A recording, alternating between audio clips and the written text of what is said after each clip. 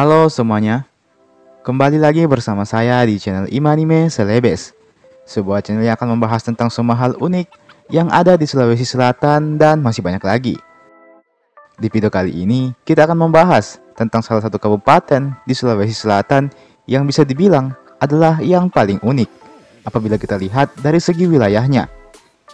Pasalnya, wilayah kabupaten ini tidak hanya berupa daratan saja, melainkan juga meliputi lebih dari seratusan pulau yang ada di sekitarnya. Oke, sebelum kita bahas keunikan daerah ini, seperti biasa, saya mengajak teman-teman semua buat yang belum subscribe, supaya bisa terlebih dahulu tekan tombol subscribe-nya, supaya channel ini bisa terus berkembang dan memberikan informasi, hiburan, serta wawasan kepada kita semua. Oke, kalau sudah, langsung saja. Mari kita masuk ke pembahasan. Adapun kabupaten yang saya maksudkan di sini tidak lain dan tidak bukan adalah Kabupaten Pangkajene dan Kepulauan, atau yang biasa kita singkat dengan Kabupaten Pangkep. Ibu kota dari kabupaten ini adalah Pangkajene. Awalnya, luas wilayahnya adalah sebesar 1112,29 km persegi. Tetapi, setelah dikaji ulang oleh Badan Koordinasi Survei dan Pemetaan Nasional atau Bako Surtanal, ternyata wilayah Kabupaten Pangkep ini memiliki luas mencapai 12.362,73 km persegi. Tentunya, ini adalah wilayah yang sangat-sangat luas. Yang lebih unik lagi, bahwa ternyata kabupaten ini lebih luas lautannya ketimbang daratannya. Adapun wilayah daratannya hanya mencakup sekitar 898,29 km persegi. Sedangkan 11.464,44 km persegi sisanya adalah wilayah lautan. Bisa dibilang, wilayah daratannya kurang dari 10% saja dari keseluruhan wilayah kabupaten.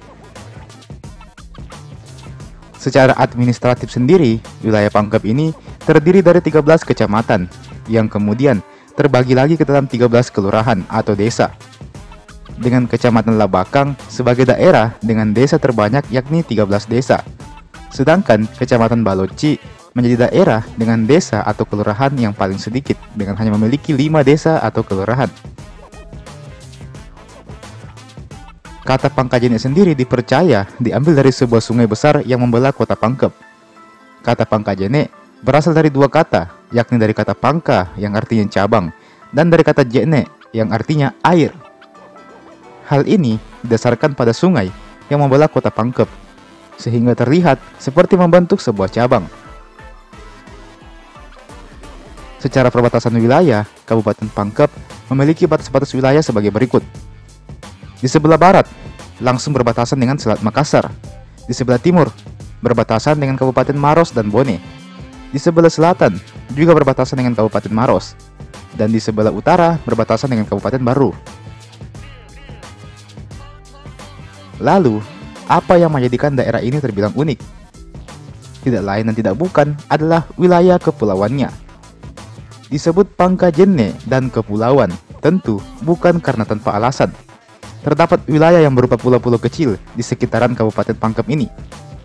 Terdapat setidaknya sekitar 115 pulau yang berada di dalam wilayah Kabupaten Pangkep ini. Pulau-pulau kecil tersebut sebagian besar berada di Kecamatan Liukang Tupabiring, Liukang Tangaya, dan Liukang Kalmas. Dengan banyaknya pulau-pulau kecil ini, maka jelas Pangkep memanfaatkannya sebagai tempat pariwisata. Beberapa pulau seperti Pulau Camba-Cambang, Pulau Panabungan, dan masih banyak lagi.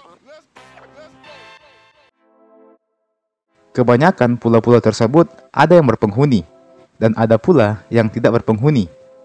Ada pula kasus seperti di Pulau Cangke, di mana pada tahun 2015 lalu dikabarkan kalau pulau tersebut hanya dihuni oleh sepasang suami istri saja. Di satu sisi, ini adalah keuntungan tersendiri. Dengan luasnya wilayah perairan dan banyaknya pulau-pulau yang tersebar, maka Pangkep adalah tempat yang cocok untuk wisata bahari. Keindahan lautnya tentu akan sangat menjanjikan. Di satu sisi, wilayah yang terbagi-bagi ini akan menyulitkan untuk digapai, akan menyulitkan untuk mencapai ke sana. Karena akses ke sana tentu tidaklah mudah. Ya, bisa dibilang ada plus minusnya lah. Jadi jangan heran kalau semisalnya kalian ketemu sama orang yang mengaku datang dari pulau yang berbeda tapi mengaku sebagai orang Pangkep. Bisa jadi dia memang orang Pangkep, hanya saja dia tinggal di daerah kepulauannya. Saya jadi berpikir tentang orang-orang yang tinggal di daerah kepulauan ini. Bagaimana kalau semisalnya dia mau urus KTP atau segala macam persuratan, apakah dia harus menyeberang pulau untuk sekedar mengurus itu semua? Sesusah-susahnya orang Luwu yang di daerah Walendrang harus menyeberang Palopo demi ke Belopa, ternyata lebih susah lagi orang-orang di Pangkep ini. Atau mungkin ada solusi yang ditawarkan oleh pemerintah untuk ini. Mungkin teman-teman yang dari Pangkep bisa ikut membantu menjelaskan semua ini. Mungkin ada informasi yang masih kurang dari penyampaian saya, atau ada kesalahan dalam informasi di video ini. Silahkan teman-teman koreksi. Oke? Dan teman-teman, itulah tadi pembahasan singkat kita pada hari ini tentang Kabupaten Pangkep yang wilayahnya terbilang unik. Semua informasi dalam video ini saya akses langsung dari situs resmi pemerintah Kabupaten Pangkep. Linknya saya taruh di deskripsi, silakan dicek. Jangan lupa untuk like ini video, jangan lupa juga untuk share ini video ke teman-teman yang lain, dan jangan lupa juga untuk subscribe ke channel ini tentunya. Dan nyalakan juga loncengnya, supaya tidak ketinggalan kalau ada video baru yang saya upload di channel ini. Oke? Dan terakhir saya ucapkan terima kasih banyak buat teman-teman semua yang telah menonton video ini sampai habis. Sampai jumpa dan sampai bertemu di video berikutnya.